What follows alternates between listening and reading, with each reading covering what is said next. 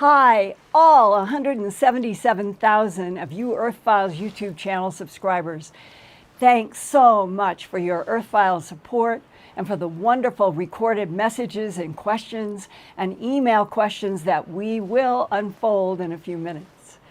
But first, I am so happy to have my brother Jim Moulton with me again for this celebration that we have broken through 177,000 subscribers. We're close to 178,000. And he is the best champagne bottle opener I know, and he's going to do the honors. And also with me is my spiritual brother, Brad Stoddard. After I moved to Albuquerque in November of 2004, I needed a good Final Cut video editor, and Brad is as good as they come. We've worked together on my video and audio productions over the past 15 years. And now, every week for the Earthfiles YouTube channel broadcast with you guys.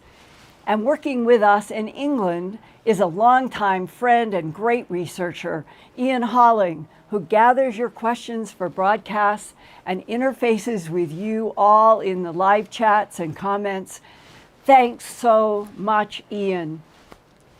Thank you, Linda. Congratulations. Thank you, thank you. And in Toronto, Canada is our computer backup, Eric, who has worked with me for 20 years. And now, my dear brother, please do the honors and open up this celebration, summer solstice, 177,000 subscribers and climbing bottle of champagne. I'll hold the glasses. I love it. It's especially when we are outside in the field and you can just let the cork go. And we have to be careful inside here. Save that cork. Oh, we did it! Right. He did it! All right, right in. That was Paris-sized. All right, that was beautiful. Just gorgeous. All right, here. Oh. Here's for Brad. Thank you. Oh, I'm on a second too. Okay, we'll call that good. Yes. And Brad? Good. Okay. And now, here's yours. All right, raise your glasses everywhere with us. And let's cheer to everyone for good health, more joy, more love, and more truth. Definitely more truth. Oh, this is fantastic. That's good stuff. Oh, and finally, to see that revolutionary headline, we are not alone in this universe. And no matter what the government releases tomorrow or the next day, as the 180-day countdown comes to an end, please help me to keep going after facts and truths. Whether you are a military whistleblower or a frustrated scientist or a human abductee who has interacted face-to-face with non-human beings. Let's also raise a worldwide toast to contact in the desert that takes off beginning this coming Friday to Monday with its first all-digital conference that I am doing. I have a lecture, I have a workshop, I have an intensive workshop and 2 panels. One of the panels is this coming Saturday after the 180-day countdown ends tomorrow or Friday. And that's when either a 125-page, which is what the New York Times reported, or a 78-page report, which came from a different source, is supposed to be released. And that it will be for congressional reps in request for information from the Pentagon and the SecDef and the Director of National Intelligence about UFO, UAPs, and foreign adversaries. So Saturday night, 7 to 9 p.m., just in a couple of days, Pacific time, in the virtual Contact in the Desert, a group of us will come together to do a panel with the Honorable Paul Hellyer, Nick Pope, Daniel Sheehan, who is now representing Louis Elizondo, Richard Dolan, David Adair, Walter Bosley, Grant Cameron, and hosted by Stephen Bassett. And that panel is called Government Disclosure, Alien Technology, and Artificial Intelligence. Now, my topics include the quantum frequencies that link our brains to the underlying fabric of this universe, a workshop that uses lots of illustrations and documents to talk about the different gray, blonde, reptilian, mantis, insect types that people in the abduction syndrome have described over the years. And we have to listen to our fellow human beings about it. And an intensive workshop that I will be doing on Monday about alien agendas. Are they friendly, neutral, hostile?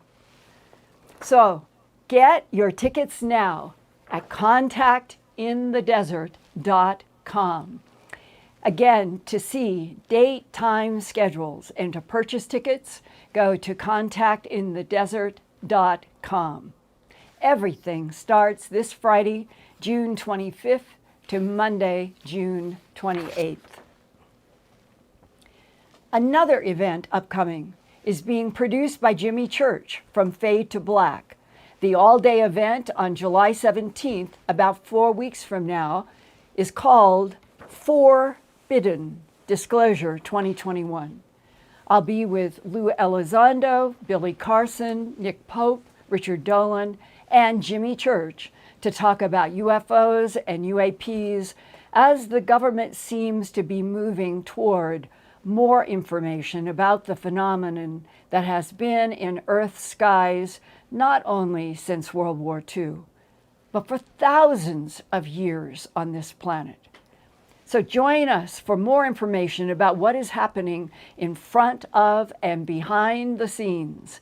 It's an 11-hour live event, and you don't want to miss it on July 17th. It starts at 10 a.m. and goes all the way to 9 p.m. Eastern. Here is where you can buy tickets to Jimmy Church's Forbidden Disclosure 2021, eventbrite.com. And I have an update about Debbie Cobble, who was on the show 2 weeks ago. And she has a new book out, and we were announcing that eventually it would be on Amazon and other locations. And she emailed this week and said it is now for sure is going to be in Amazon.com and in Barnes and Noble, and that we are going to put all of the links to purchase Debbie's new and important and really fascinating new book that is released at Amazon and Barnes and Noble. We will have the links directly in the program information underneath tonight's special summer solstice broadcast. And now for tonight's special recorded videos from several of you who I think thanks so much for sending us your summer solstice cheers and your very, very good questions.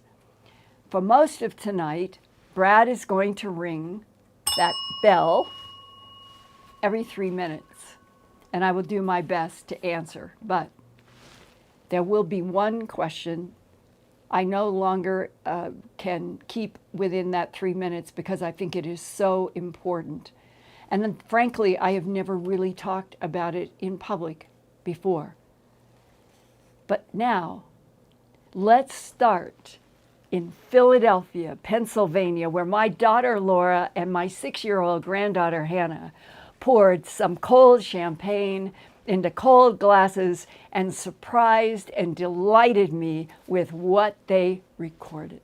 Congratulations, Mama, on over 175,000 subscribers. Cheers. We love you so much and are so proud of you. Here's to 200,000. my friend, on the journey now. Wow, 175,000 subscribers. Every one of them on the same journey we are on. I love you. I admire you. I think the world of you. Congratulations. Oh, Cheers. Whitley. Cheers, Linda. Congratulations. Vladimir from Seattle, Washington. To the next 1 million subscribers of your channel. Happy Solstice to Linda, Chocolate, Fluffy, and all the Earthfiles family. I'm Kelly from Washington State, and I am toasting us tonight with cream soda. And my question for Linda is, Linda, can you speak to the idea that some of our visitors might be us returning from the future? And is there any evidence to support this? Cheers. Cheers, Kelly. Thank you so much. And it is a good question. I remember 2 weeks ago, for those of you who were here, and Debbie Cobble, who was the featured human abductee in Bud Hopkins' book, Intruders, in the Copley Woods Mystery. And it was during the interview, the recorded interview that I was doing with Debbie, that she herself said that from the time she was a young child and was interacting apparently with what appeared to be biological small beings coming in and out of her life, that even as a 5 or 6 year old, that she had this idea, maybe it was telepathically placed by those beings in her young child mind, that these small grays were us humans from a far distant future coming back. And as I say those words tonight, I remember hearing almost the identical words from Staff Sergeant James Pennison, who was at Bentwaters. And when he and John Burroughs were in Rendlesham Forest, and there was a blast of white light, and apparently John Burroughs either went unconscious or disappeared, Jim Pennison said that a black, glassy-looking craft sort of just emerged instantly out of the light. And that as he walked around dragging his fingers, it was cold winter air in December, but the entire rectangular black craft felt warm to his fingers. And when he got around to the front, there were symbols, and he could feel, he said it was like touching Braille. And as he dragged his fingers over the raised part of the symbols, in his mind, he got like a telepathic download that whoever had created and sent this craft, that they were from a future. And I remember in the first time I talked to him that it was 40,000 years in the future. Chocolate wants to take over. Thanks. And that being 40,000 years in the future, that they had come back to Earth, to the last period on the Earth where collecting genetic material would be healthy to try to keep them alive in another point in the timeline. And that was a real discussion with Jim Pennison. And it does come up in abductions, and it is part of the mind crack that we're all going to have to go through. That the physics we've been taught, the history of this planet that we have been taught, our relationship to the rest of the universe, it is all going to rapidly begin to evolve. And the idea that time itself might be fluid and that there are beings that can go past, present, and future may be true. Thank you, Brett. Let's go on to the next one. Hi, Linda. We are the Kraus family from Minnesota, land of 10,000 lakes. Cheers to 176,000 subscribers. Our question for you is, if you could trade places with an alien for one day, would you? And what would you do? Take care. Take care. Bye. Bye. Thanks, Linda. I love you guys. Thank you. And that is a great question. No one has ever asked me that before. If I could go with an alien for a day, where would I go and what would I do?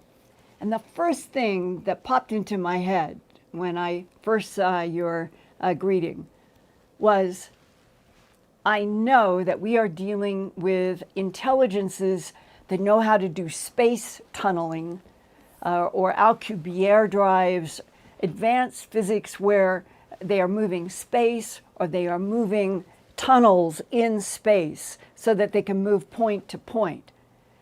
So the idea would be it might take 15 seconds to go to Mars. It might take a minute to go to Zeta Reticuli 1 and 2, that it's more point to point and moving through the universe. And if I could do that for a day, and I was with a trustworthy, nice ET, I would say, let's just spend the whole 24 hours popping around the universe, point to point, and show me everything that you think is beautiful and exciting, just like I would take you around to places if you came to my hometown. That's what I would want to do. What's next? Happy summer solstice to Linda and the whole Earthfiles community worldwide. I'm Moonbird, and I'm coming to you from the Linville Gorge area, home of the Brown Mountain Lights, a phenomenal occurrence that happens year-round in this area. That leads me to my question.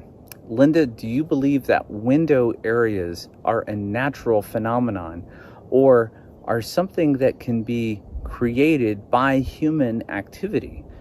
Now, the Brown Mountain Lights have been known to exist since pre-colonial times, and we know that some of the window areas that John Keel referenced have an extensive history of their own.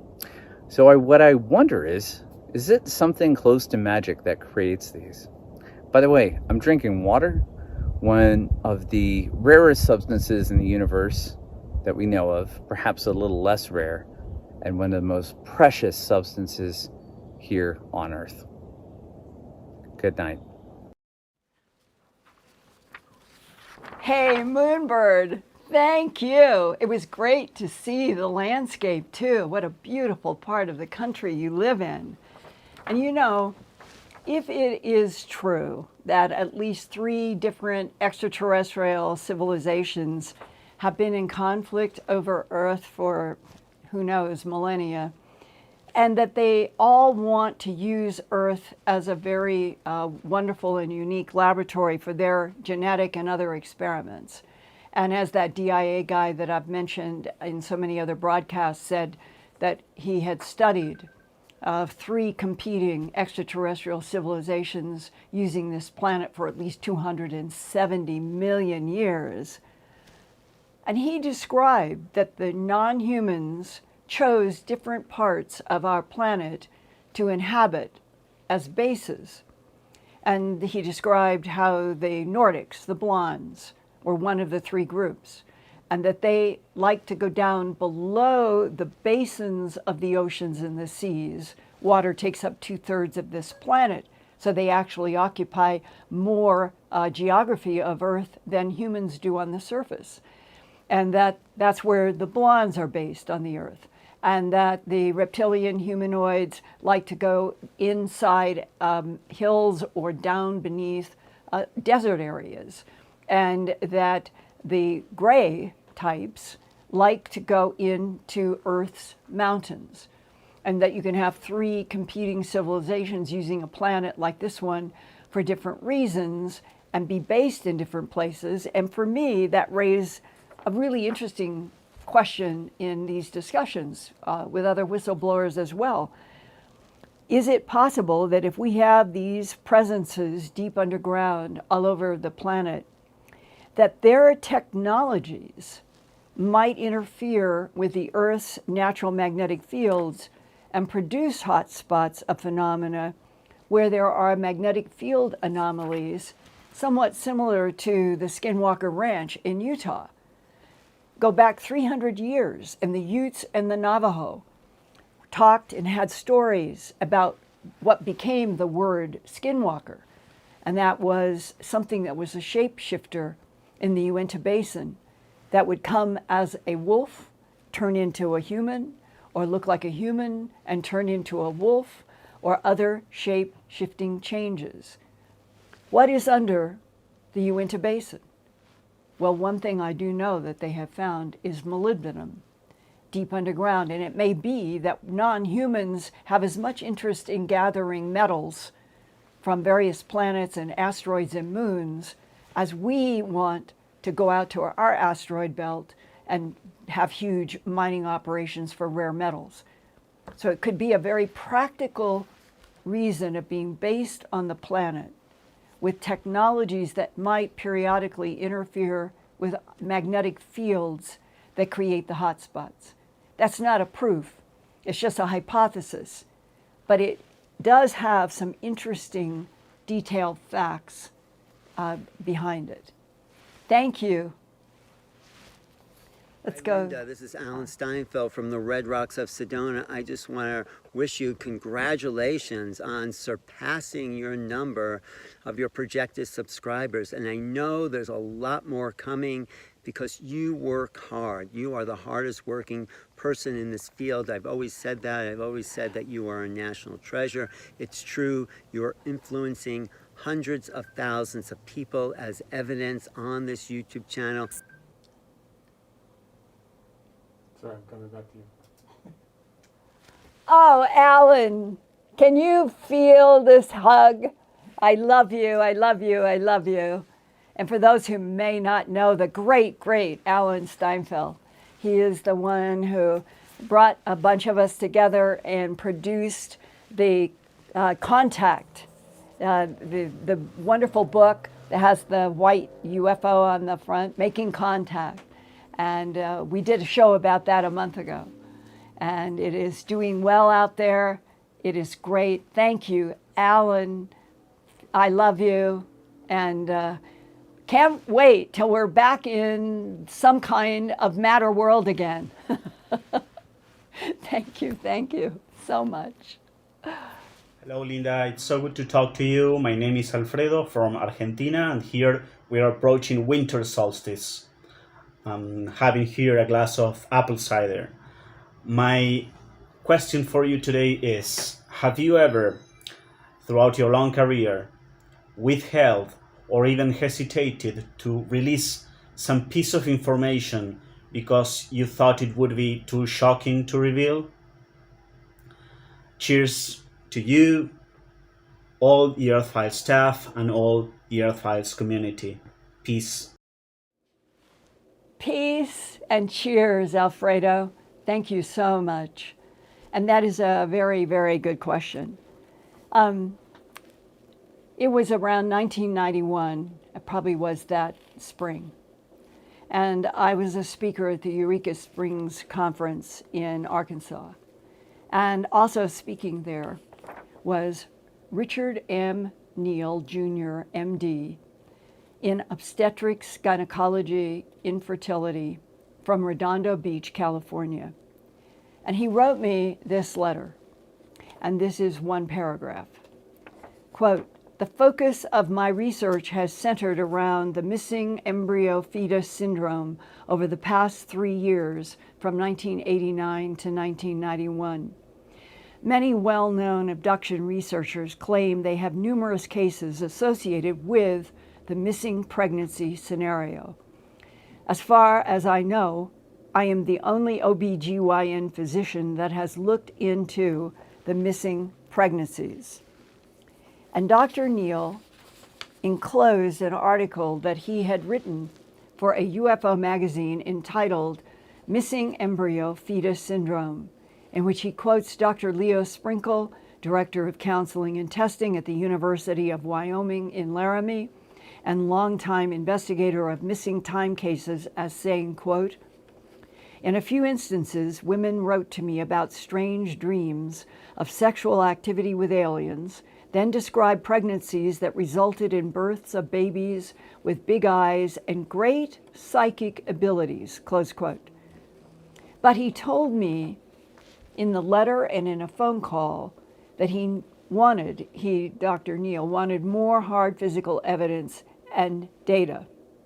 And this was a subject that he, I, and many others, I'm being very honest, back then in 1991, we were very reluctant to bring this up in the public.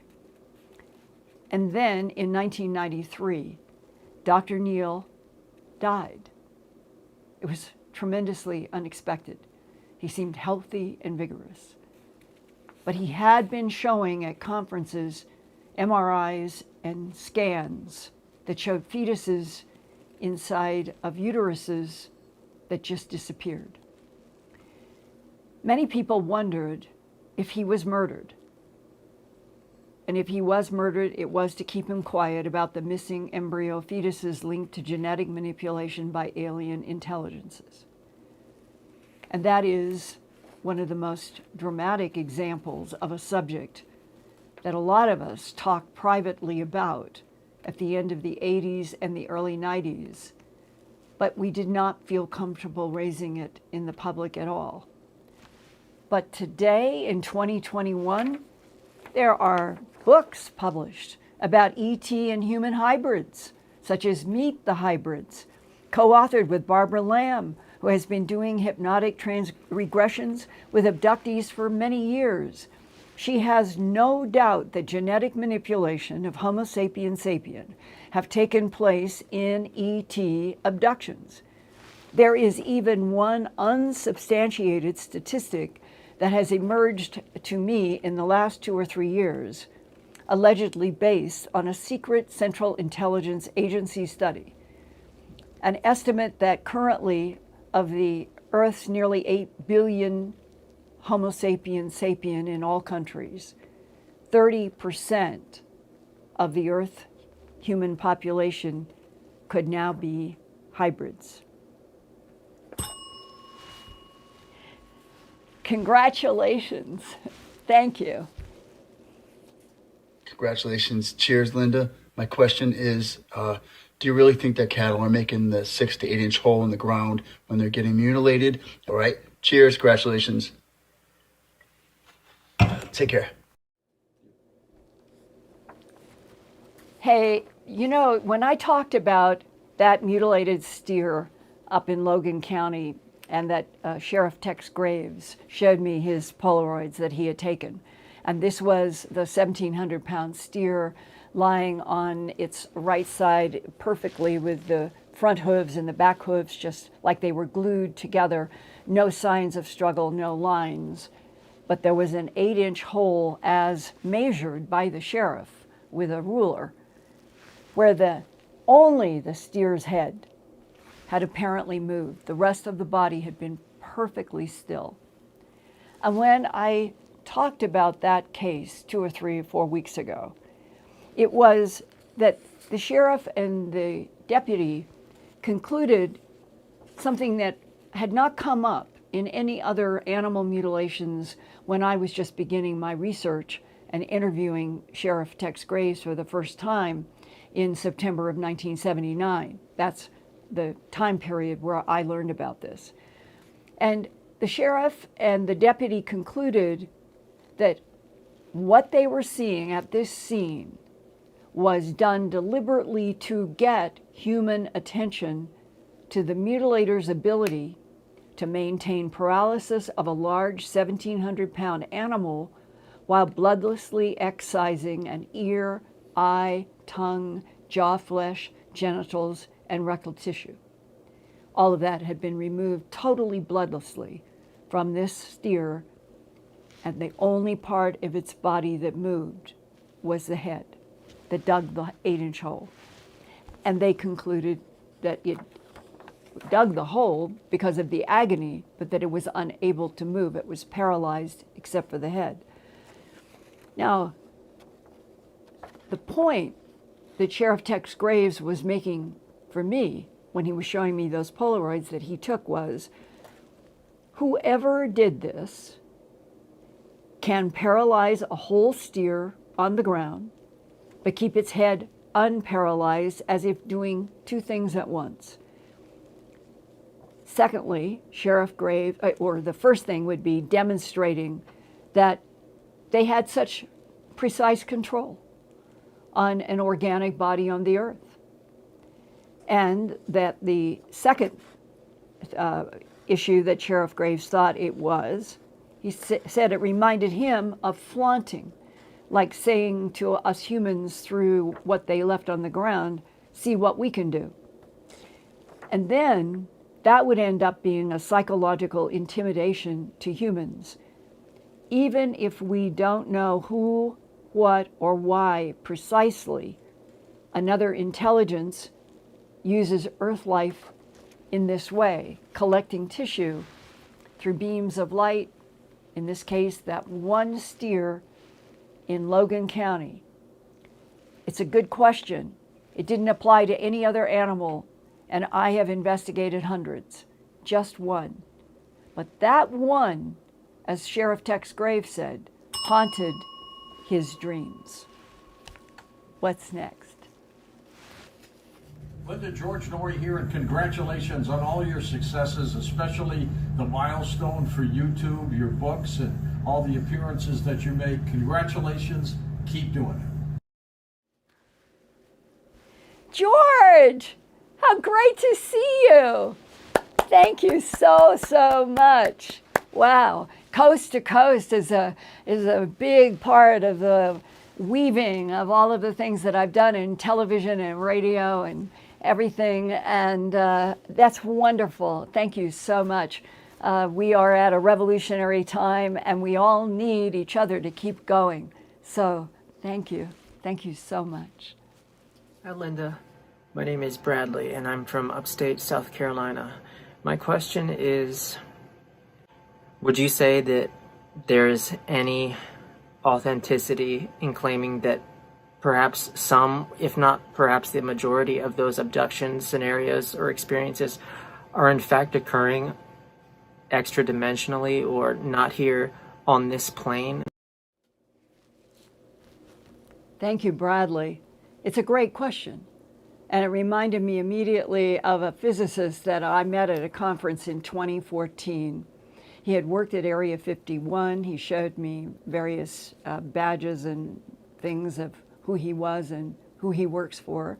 And that back in the 70s, he worked underground at Area 51, all on extraterrestrial biological technology that our government wanted to back engineer, and in some cases weaponize, and in other cases get it into commercial applications so that the United States could patent this technology and keep it out of the hands of our perceived political human enemies, Russia and China and so forth. And it was in that context that he talked to me about the bismuth, magnesium, zinc being a skin on wedge-shaped craft, that he had worked on it. He demonstrated that he knew a great deal.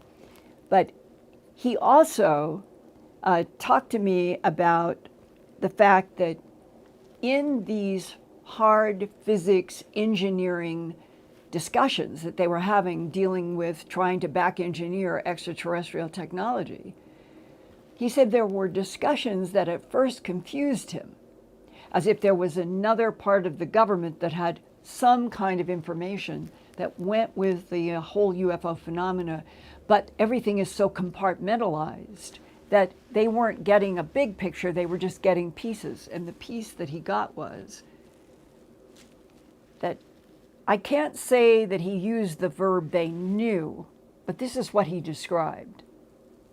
The concept that we are in a universe that has matter, and that if you make the metaphor that the universe that we're in right now is a jacket, let's say it's this jacket.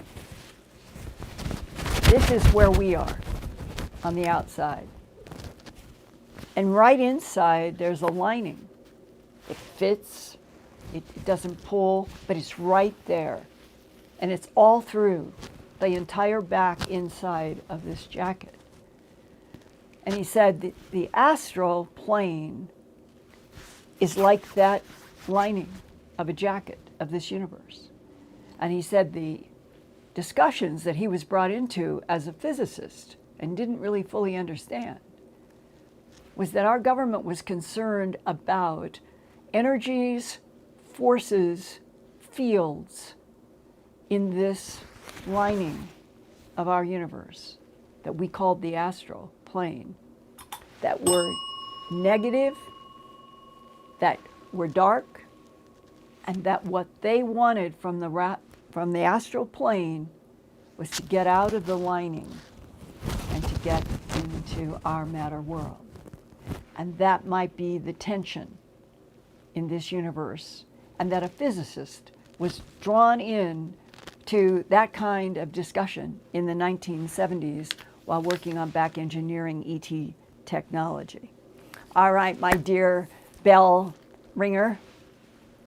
Linda, congratulations to you, and here's a toast for this special summer solstice event. And everything that you've accomplished, Linda, I thank you. You've shared it with us. You've shared it with the world. You've done just a wonderful job. And my question to you, Linda, is this.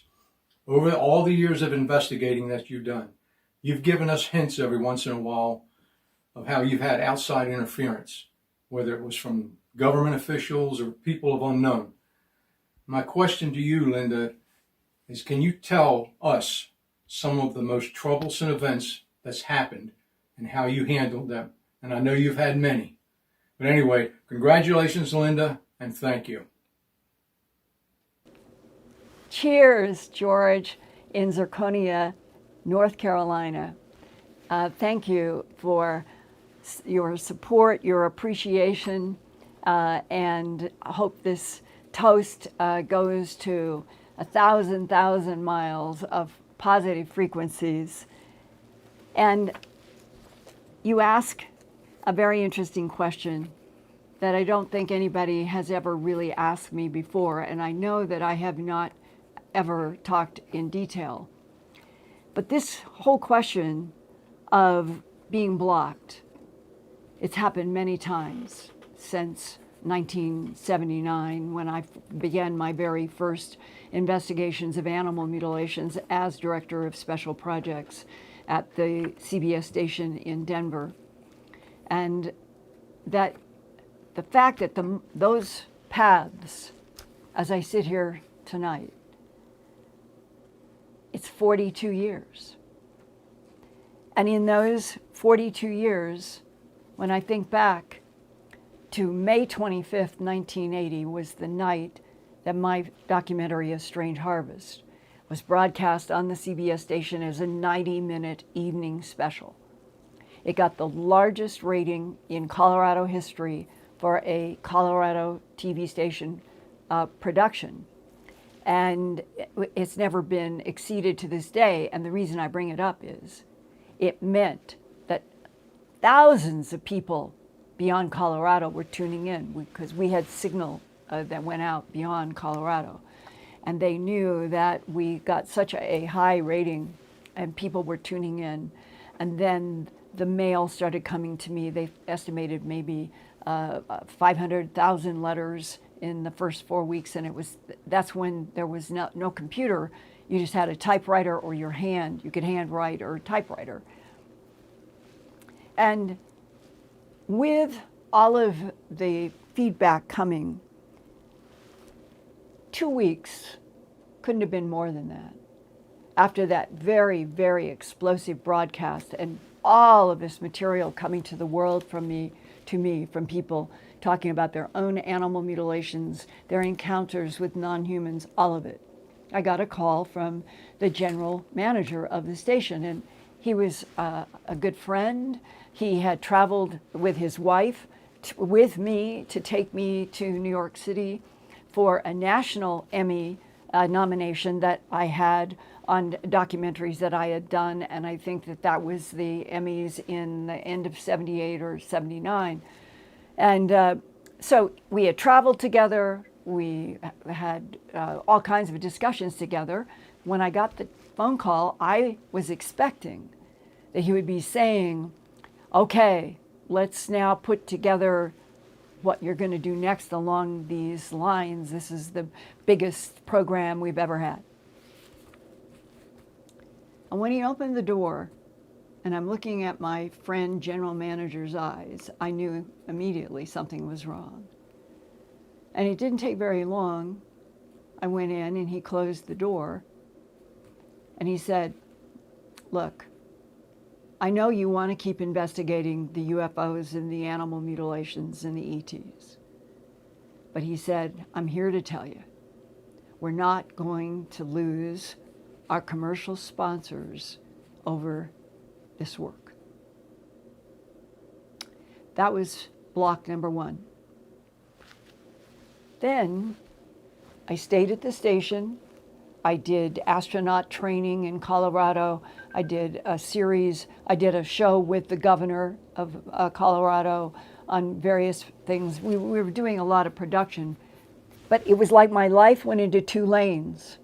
At night, early in the morning, I was doing the calls and trying to answer the letters and contact all these people while I was doing all these other productions because the general manager had said, no, you cannot. So I did it on my own time.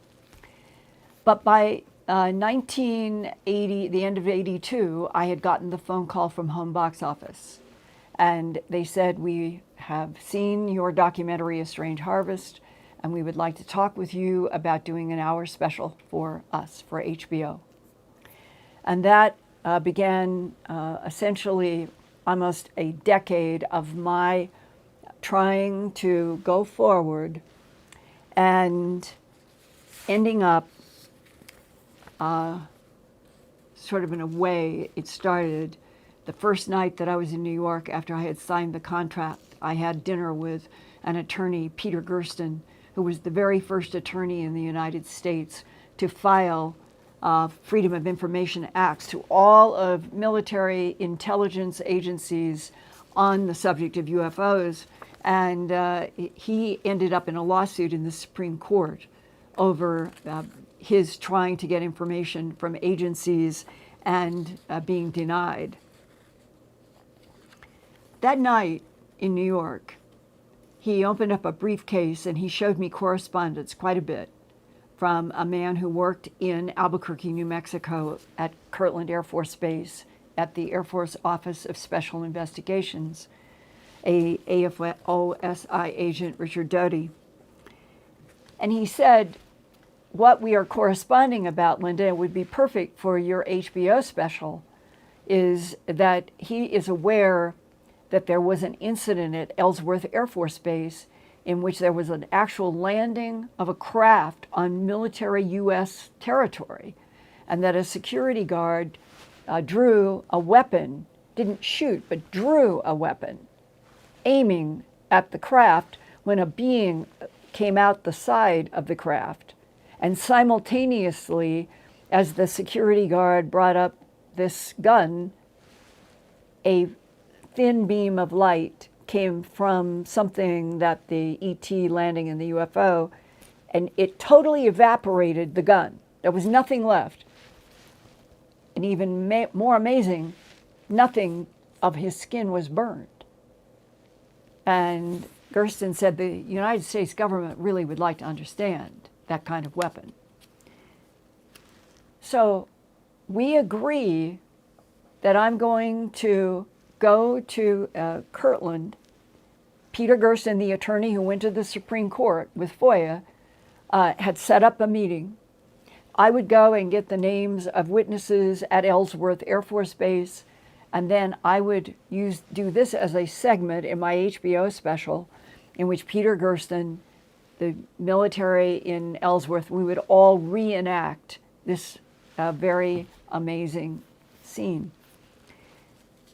But instead, what happened on that day, for those of you who have read my first book, An Alien Harvest, I go into great detail. But just in summary, Richard Doty pulled out pages and said, my superiors have asked me to show this to you. You can read it, but you cannot take notes, and I want you to move to that chair. It was a chair in the middle of the room that I learned later they used to videotape and record and keep of discussions related to sensitive topics in that room. And in that briefing paper that said it was a briefing paper for the President of the United States of America on the subject of unidentified aerial vehicles was one acronym, UACs, UAVs, another was UACs, unidentified aerial craft. It reminds me of today, UFO, UAP, another phrase, unidentified aerial phenomena. They're trying to use to encapsulate, well, UFO and UAC and UAV and UAP, it's all the same thing. And we ended up in that discussion of him showing me a document allegedly about our government have a great deal of knowledge about extraterrestrial biological entities, technologies, their relationship to the history of this planet. And I called Gene Abinader, the director of the HBO documentary unit, after that meeting and said he is suggesting that the government would now like to have me have film of a landing of a UFO, not in Ellsworth, but in New Mexico, where there was a meeting between humans and non-humans, and that the Lonnie Zamora mystery of the Socorro police officer at 6 o'clock in the evening of April 24th, 1964, the 6 p.m., 12 hours before the actual landing that took place on April 25th, 1964, between humans and ETs, that Lonnie Zamora came across a mistake, a communication mistake, and the non-humans came down at a latitude and longitude that was 12 hours earlier than we had been trying to communicate. And that I would be able to tell those stories, and I would be able to show the actual landing and the meeting at the Holloman Air Force Base area, but others have told me that it might have actually been at White Sands in the Trinity area. But no one ever argues that on April 25th, 1964, there was a meeting between American representatives and non-humans, and the non-humans fell into the category of tall, beak-nosed, and smaller gray types. And when I called Gene Abinader as a longtime TV producer, my responsibility was to HBO to tell them what had happened. And she said, we must have a meeting in New York with my superiors. And on May 18th of 1983, I was in New York at HBO doing a presentation like I am to you, but with papers and documents of what had happened at Kirtland Air Force Base in Albuquerque that would, I thought, lift the importance and widen the impact that we could have with an HBO special that would have these kinds of ingredients. What happened next was a block from a superior executive to the head of the documentary unit. And essentially, I was told that there would be no funding of this project unless I could provide a confirmation letter from the President of the United States, the Vice President, the Secretary of State, and the Chairman of the Joint Chiefs of Staff. Knowing that was impossible, I said, what would you like me to do? Proceed for at least the next 6 months, and if you are able to provide United States federal government proof, then we will go forward and fund. So that was the first money block. It was then, around that period of time, 1987, 88, somewhere in there, I went to work for CNN on an environmental series. And I was in Atlanta. It was wonderful. We were doing all kinds of fascinating material. And one of the producers at that time came to me and said, we know about the documentary that you did, A Strange Harvest, and we would like to do a series with you here at CNN.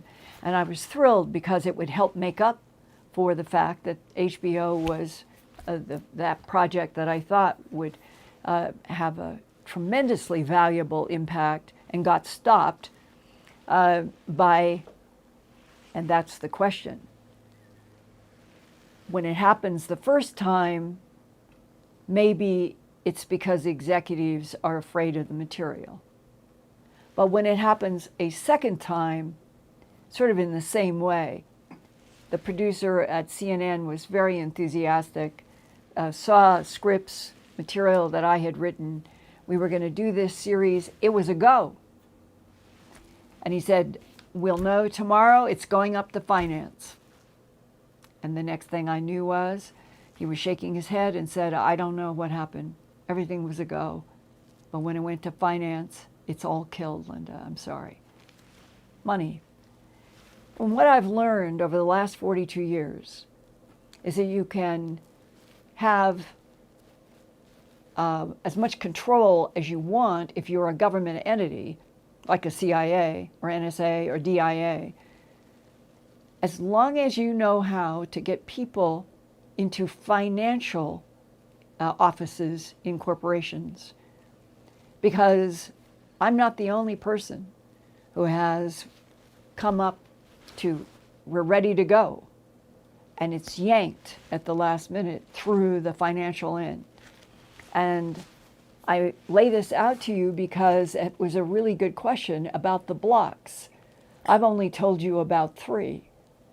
And the indirect way of being able to control the media, control producers, control writers who might have a project with corporations that could get it to television and to big screens, but that a key person working in financial offices is actually working for one of the intel agencies, and that's how they have controlled a lot of material. And it's also swung the other way. It's my understanding that it is the CIA who was responsible for and getting the writing of the script, the day the Earth stood still, back in the early 50s.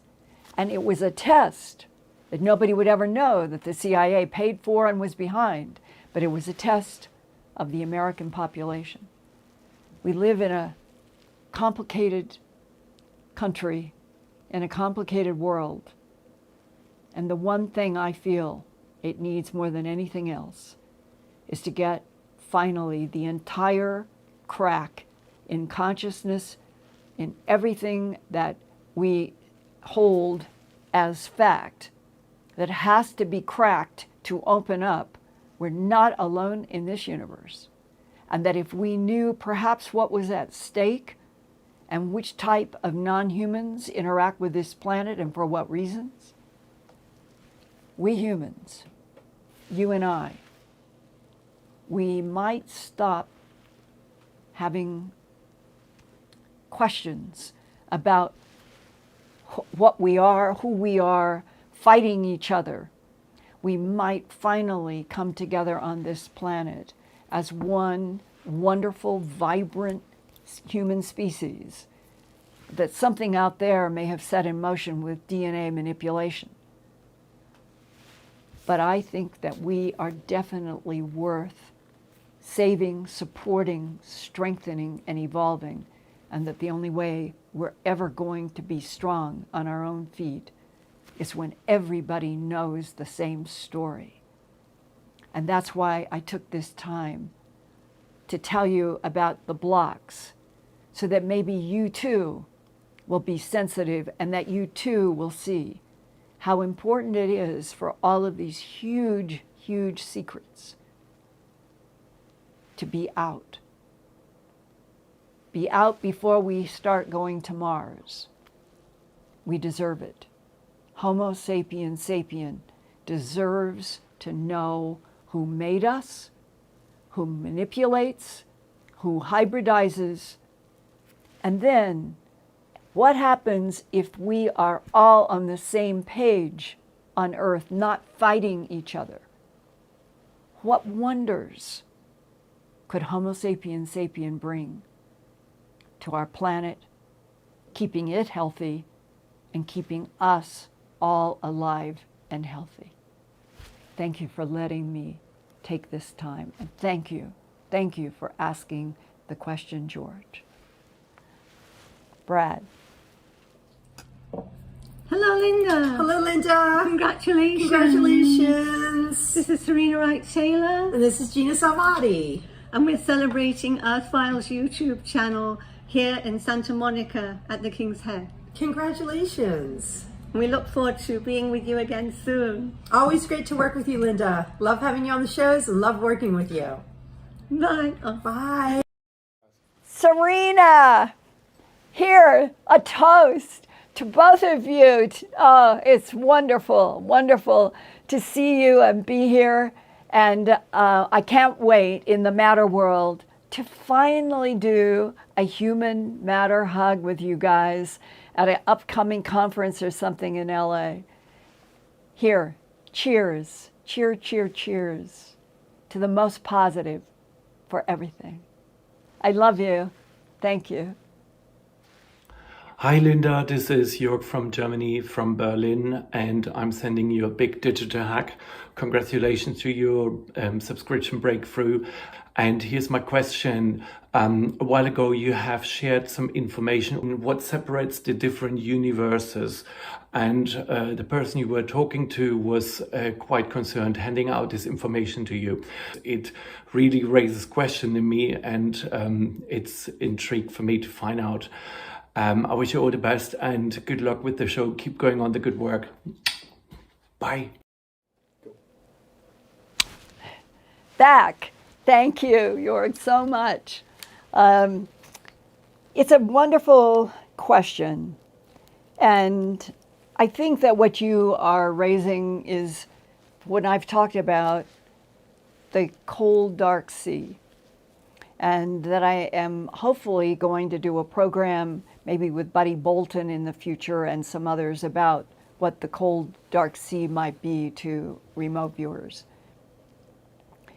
But the question, I think, is so good, and it deserves for me to take you back to when I first heard it.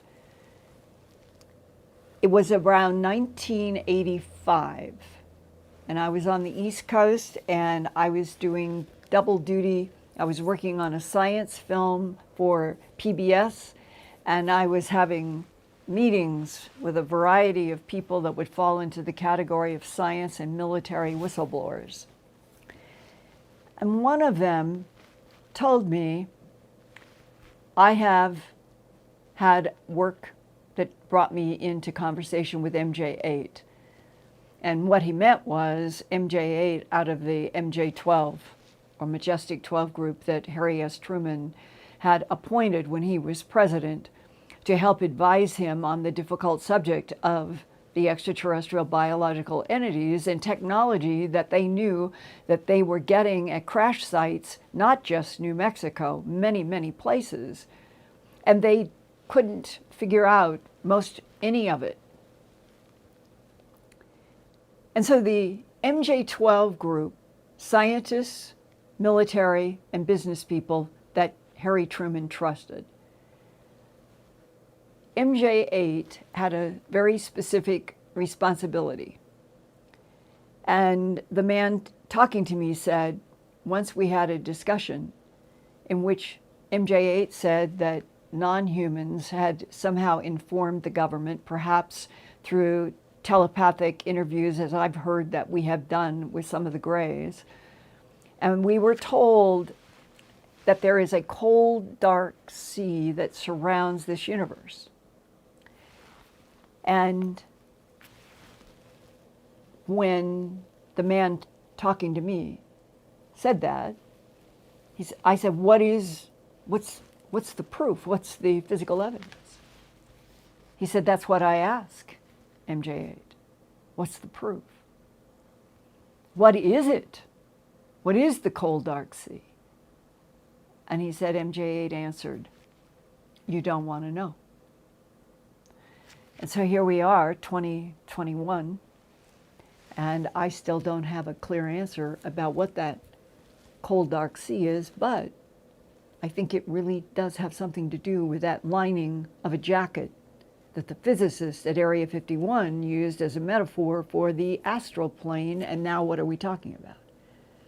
We're talking about different frequencies, that there could be 100 universes, 100 dimensions, 100 timelines. And unless we share exactly the frequency, we are in ours and they are in theirs. And then he said, the concern is that in this lining of our universe, in that astral plane, that there are evil, dark, demon energies that try to enter our organic matter universe, as if this is also unique, this universe, and that constant struggle between the white and the dark in our cosmos is also reflected in the yin and the yang symbol, in which a little dark is in the big white and a little white is in the big dark. Deb Cobble emailed this yin and yang to me earlier this week, and she sent it along with this: stars can't shine without darkness. Maybe that is the essence of this universe, and that what something in the divine field wants is to see souls be exposed to the dark and the light, and always over infinity, always to see the souls choose against dark for the light. And in the end, in the infinite end of infinity, maybe all the divine field is waiting for is for all the souls that have ever emerged to return to the divine field, the infinite light.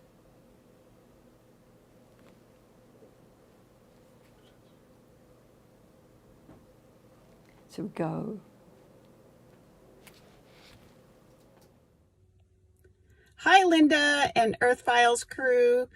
Congratulations on 175,000 subscribers. I'm cheersing you with a refresher. My name is Jareen Broker. I'm in Sequim, Washington. And my question for Linda is, Linda, what do you see coming in this decade from 2020 to 2030 in terms of UFO, UAP, disclosure, and also for humanity as a whole on Earth? What do you feel is coming? All right. Congratulations again. Thank you. Hi, Jareen. Thank you. Thank you so much. You know, this is, in many ways, as you were asking that question, I was thinking back again about the physicists in 2014 at the conference, that the big story that we talked about, in addition to the bismuth, magnesium, zinc skin on a wedge-shaped craft, is that he said that there was at least a hypothesis that the black hole at the center of our universe would periodically, and what that periodicity might be 11,000 years or something else, but that the black hole at the center of this galaxy might burp energy. It wouldn't burp out matter, it wouldn't burp out light, but it could burp out energy. And there's actually been some papers in the last year or two along those lines. And he said, what do you think would happen if there was a wave of energy that came from the black hole through the Milky Way galaxy and was hitting stars and moons and planets. And he asked it rhetorically because he answered it. I had no idea. He said, well, we did computer models and we kept seeing that there could be a jerk, even if it's a momentary jerk. And he said, this is a planet 2/3 water. The Mariana Trench is 7-8 miles deep. It's a lot of water on this planet. And so the inertial force of that liquid could be extensive depending upon how big the jerk was. And he said, and they had computer models that showed that you could have oceans rise up as high as, like the Pacific, up to 1,000 feet and move inland, and that there could be huge floods of the entire globe from this kind of a geophysical burp in the universe, and that this was presented to him as a possible investigation of could Noah's flood that's in the Bible about the planet being engulfed in water and only the family and a few animals being allowed to survive, that something like that story might be based on an actual geophysical event. And as he was talking to me about the details as he remembered and I was asking questions, I said to him, well, what is the calculated timeline? Is there any information? He said, it's the decade of 2020 to 2030. If something is going to happen, it will happen in that decade because they had other information that 2020 to 2030 would be like this great, huge, revolutionary time on the planet. And there was nothing in the discussions in 2014 about something like a pandemic, or it was this geophysical issue. But I think every person everywhere on planet Earth would now feel that we are definitely in a revolutionary time. Everything has been forced into a awkward, difficult change because of the pandemic in many ways. We've been knocked out of what we would consider to be our normal living zones in 2019 that we have not been able to return to, and that the future is still so uncertain. Everybody feels a tremendous uncertainty about what is going to happen, and will there be a resurgence of COVID, the Delta variant, this fall and winter.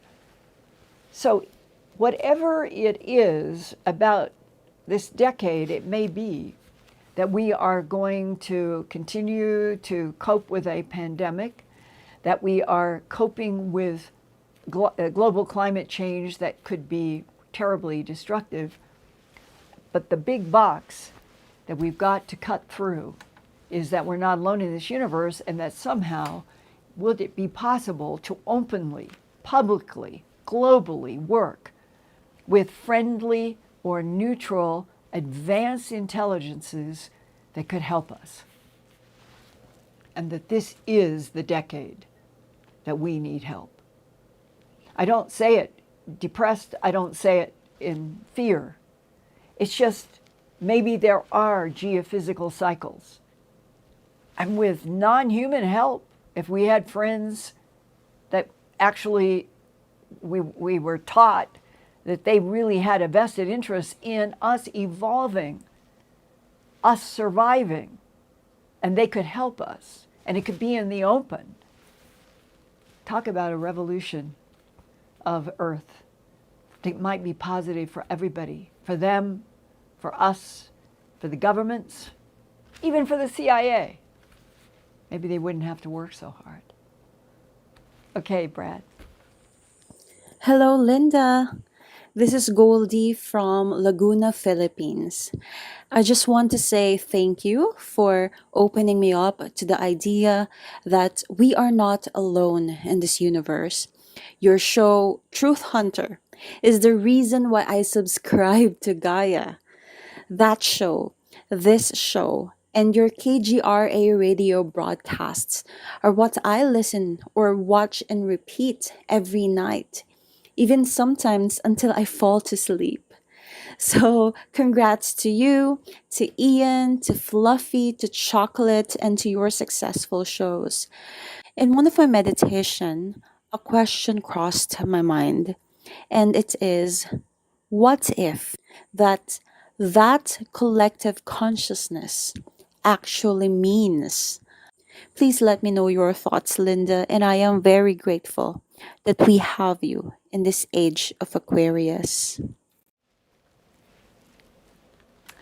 Thank you very much for all of your good words and for your very, very good question. One of the programs that I am doing on Saturday at Contact in the Desert is From Brains to Galaxies, the Key is Frequencies. I think it is a fascinating program. I have enjoyed interviewing a lot of people who are in science and medicine for this particular program. And that the idea of, we hear that word, consciousness, and that it's all related to consciousness. But what does it mean? Well, one of the breakthroughs that has been evolving since about 3 or 4 years, 5 years ago, is there has been a discovery at the microscopic level that the human brain has microscopic tubules. That's what they're called. And two people who have talked about this the most and are I would say supporting the hypothesis and are hoping that the biological discovery continues to be supported by data, are Stuart Hameroff down in Arizona, and Roger Penrose in England, who got the Nobel Prize for his work on black holes. Both of those men are, Dr. Hameroff is an anesthesiologist, so he deals with consciousness and lack of consciousness in brain tissue. And they are both convinced, that's why I became interested in this, that the brain itself, the human brain, if you think of it like a hologram in a universe that is a hologram, from micro to the macro, that every single thing is based on specific frequencies. And that once you begin to read this material and you start thinking about moments in your own life when you were walking down a street and you get a flash, like something's above you, and you jump back because there was a flash. You don't even know what the flash was, but it saves you because some big thing is fallen out of a building in New York. That has happened to me and to other people, where you're saved by something happening instantly. And what Stuart Hameroff and Roger Penrose would say is it's because we are in a universe from the macro to the biggest level, down to the smallest microtubule in a human brain. It is all vibrating together, but the frequencies, it's all the layers of frequencies. And once you start thinking about layers of frequencies, you can see how we could be in a matter universe. Then there can be that lining around the universe that is the astral plane because it's in another universe, and things that can go into that dimension might not easily get into this dimension. And then beyond the astral is another layer.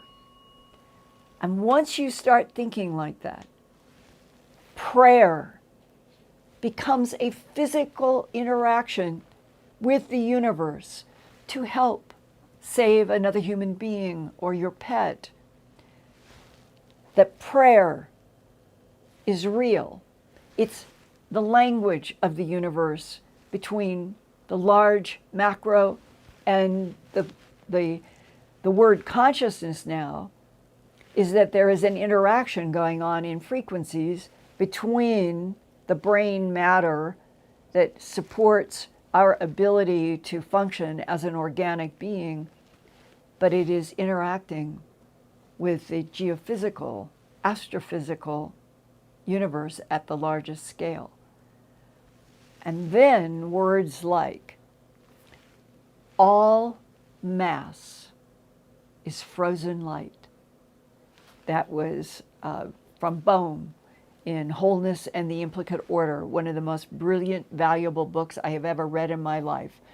This brilliant physicist who has an entire language in that book that is purely physics. But he comes down to, all mass is frozen light. The universe and minds and everything are working together even if we fight it. And when we fight it is probably when we have so many problems. If we were taught and we were educated about the true relationship between the soul, the body matter, and the universe at the scale of frequencies, I don't know, maybe we'd get rid of disease. So that, to me, of what I just laid out is what that big word consciousness is trying to talk about. And clearly, the non-humans demonstrate all the time to people in the abduction category and to the Navy pilot. That Navy pilot who was recording the FLIR, the UFO, and was on the front cover page of the New York Times on December 16, 2017. The most amazing part of the experience to David Fravor, that John Burroughs and I did a long interview with him on Phenomenon Radio. He said he was very aware that his mind was thinking about where he wanted to take his jet. He's thinking. That's all he's doing. He's thinking where he wants to take the jet. Triangulation and stuff about this tic-tac. And like that, in an instant, everybody and the people watching in the FLIR, the object goes to where he was thinking. And people say, well, how is that possible? Well, depending upon the structure of the receivers of frequencies in this universe, a lot of people receive a lot of warnings about a lot of things like that. And I think that what David Fravor experienced is what the non-human advanced minds that interact with us on this planet demonstrate all the time. They can access our minds, and they can access across infinity. Because to the non-humans in universes and dimensions, infinity doesn't have any meaning much. They can move between frequencies. They can move between dimensions. They can move between and in timelines. And we may be in a holographic universe. And that is a whole other big story that I am picking up on Saturday at Contact in the Desert. I hope a lot of you come, and we'll continue this dialogue then. Do we have time, Brad, for another question or two? All right, let's keep going. Hi, Linda, and congratulations to you and your whole team for surpassing the 175,000 subscriber mark and counting. My name is Maria, and I'm so excited to be contacting you today from the city of Winnipeg in the province of Manitoba and country of Canada. I just want to ask you today about consciousness, and what is your opinion of how to use consciousness and vibrational frequency Thank you again, Linda, for all that you do and that all the amazing research that you have done for all of us around the world. We appreciate you and love you. Stay safe, keep healthy, and cheers to you and your whole team. Let's see. What I would like to be able to do is, you know what, Brad? We do not have the question. I do not have the question from Maria. Put your earpiece out, play it again. Well, I have the translation, but I don't have her question. Here's a. You want to put your earpiece in? Yeah. Hi, Linda, and congratulations to you and your whole team for surpassing the 175,000 subscriber mark and counting. My name is Maria, and I'm so excited to be contacting you today from the city of Winnipeg in the province of Manitoba and country of Canada. I just want to ask you today about consciousness, and what is your opinion of how to use consciousness and vibrational frequency? Thank you again, Linda, for all that you do and that all the amazing research that you have done for all of us around the world. We appreciate you and love you. Stay safe, keep healthy, and cheers to you and your whole team. My consciousness got your consciousness. Now I remember that this particular question included that you also wanted to hear about the whole meaning and impact of consciousness. So it was the you two at the end that I was addressing that information about consciousness being such a key from brains to galaxies throughout the universe, that frequencies are the key. And even if we don't have a lot of answers, it's knowing that these are the general directions to keep pointing in our research and our investigations. And more papers are coming out from physicists about the increasing data that we might be in a holographic universe. And on that note, Ian, what do we have in terms of questions from our chat? Well, the chat's alive tonight. Everyone's enjoying the party. It's a truly global chat from all around the world. A lot of people have been generous as well with super chats, but I'll skip the list for today. I hope people forgive me, but it's really exciting. Linda, I want to give you another couple of questions that didn't quite make it, if that's okay. Yeah. If we can just quickly go through these, Yeah. if that's all right. Okay, I've got a question. This one is from Canadian Kin. The question is about owl sightings when UFOs are around. Yeah. Linda, can you tell us anything about these owl sightings and owl influence in the UFO phenomena?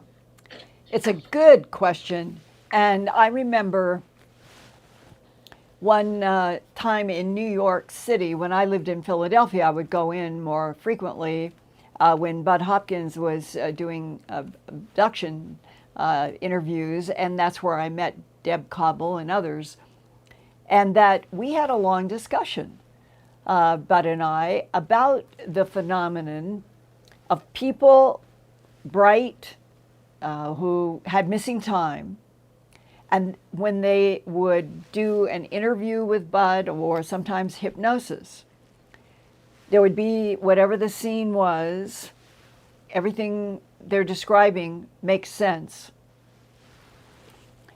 But what they are looking at, they would say over and over, it's a big owl on the fence talking to me. Or it looks like a big deer with big eyes. Or there have been comparisons between owls, between deer. I'm trying to remember, there was another one, but I remember it was a seal. Somebody said, not that they were on water, it was the big eyes, like of a seal, and glossy, like they had come out of water. And Bud and I and others, this is what's called a screen memory.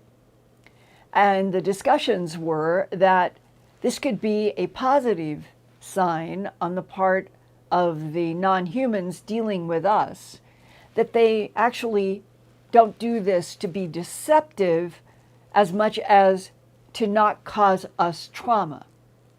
And that if they appeared before us as they look, that it may be too much and people would faint. That's been an argument. I've heard that from people in the military, that they know people who have fainted in the context of a face-to-face with a gray. From my point of view, there's no definite answer about that, except that because there has been so much, we'll call it camouflage, putting something that could be a relative. That's another thing that abductees were known to describe, and that Bud and I talked about, where something would be coming and the person would say, it looks like my grandmother. And it's like she's wearing a long dress, and it would be be the wrong time look, but it would be recognizable from photographs of grandparents, let's say, going back to the early 1900s or that ilk. Well, that has come up so many times in my own work. And then when you ask the abductee if they saw the overlay of somebody or an animal or whatever it is, often you will get an answer something like, they didn't want me to see them as they are. It was to help me, or something like that. So I think that the owl and the deer and the seal eyes and all of that, these are screen memories, I agree, perhaps protective to the human mind. And for all of us to realize that this is just one example of a huge disconnect between humans being able to understand a very advanced intelligence that seems to want to interact with, test, do laboratory studies, but I don't think it really wants to see us harmed. And those are the ones in the friendly and the neutral category that I hope we're introduced to.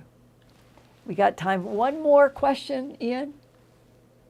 Okay, here's a question then for you, Linda, that I don't think you've addressed before, but you might have an answer for us.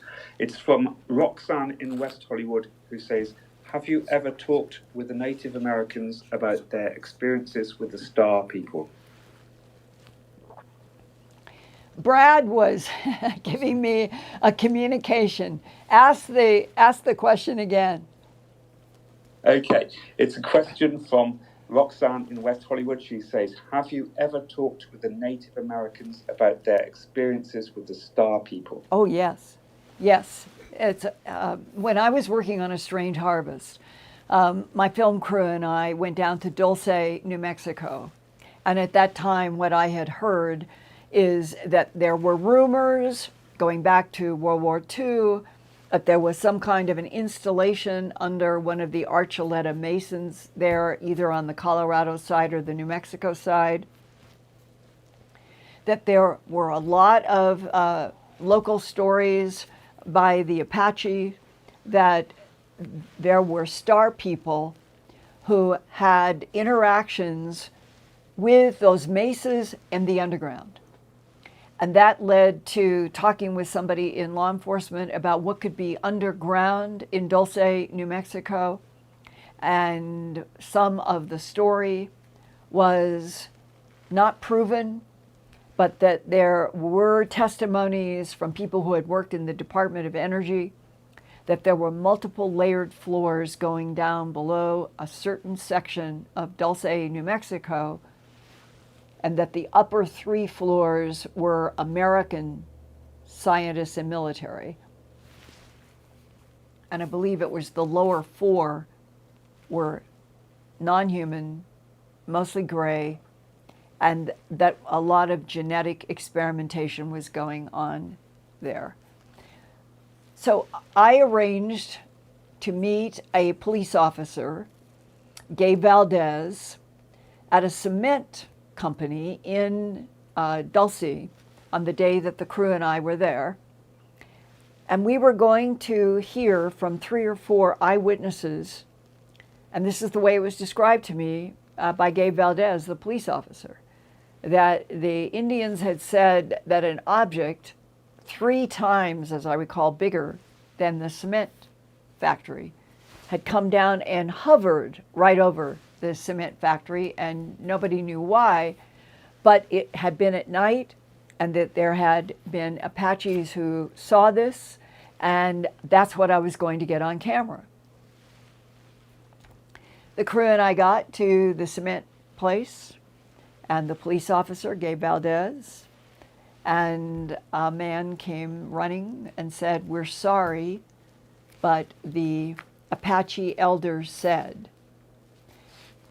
we cannot talk with you on your camera about the Star people because it will bring very bad consequences to us if we do." I remember that. And so that was a scene that never got to be produced for A Strange Harvest because the native Indians there in Dulce, something happened. They got some kind of communication, never knew. And that is a very strong relationship, as far as I know, between the Native American populations, Star people, and their protection of the Star people because they want the Star people to protect them. This has been so wonderful, and it looks like I got another surprise for you. that I've got one more. So I'm going to put it on my Linda, I can't believe I have it's Jimmy Church. make another video from the bunker to congratulate you on these ginormous numbers, like 175,000 subscribers on YouTube. Man, that's a big number. So what am I going to have to do here from the bunker? In a couple of months, I got to make another video that says, happy 200,000. Is that how this is going between the two of us? Well, you know what? Congratulations. And let me say this. It's been a wild and crazy couple of months. It's been a wild and crazy year. It's been a great decade, but we're getting to the bottom of this and we're getting some answers. And Linda, we're going to do it together. So for now, congratulations, and I'll see you at 200,000. I love you, Jimmy Church. I love you. I hope that you're listening someplace. Truly, Jimmy is one of the best guys in the whole world. I love him. And fun conversations. And he's right. Maybe a bunch of us working together, we might be able to move this ball down the field to we're not alone in this universe. And finally, if Lou Elizondo and any of his contemporary also peers who have information about the non-humans, wouldn't it be wonderful if we could all be teaching and helping each other learn about real facts, learn about real threats, learn about real protections? Be honest. Truth. Wouldn't it be something if our planet could be swamped in truth? Let's go for it. Keep coming. Tell everybody to keep coming. We'll do another celebration when we break open another number, as Jimmy said. And maybe I can get Jimmy right in here in this studio or another place and we'll do something together. In the meantime, keep your letters coming, your emails coming. It's wonderful. And I've got some really special events that will be coming up at the Earthfiles YouTube channel in the future. So keep here. Keep doing the digital hugs. stay as safe as you can from the Delta variant. If we could just get on top of that one, that might be the end of that darn thing. And hug your pets. They're furry souls, and they need our hugs too. I love you guys. I'll see you next week.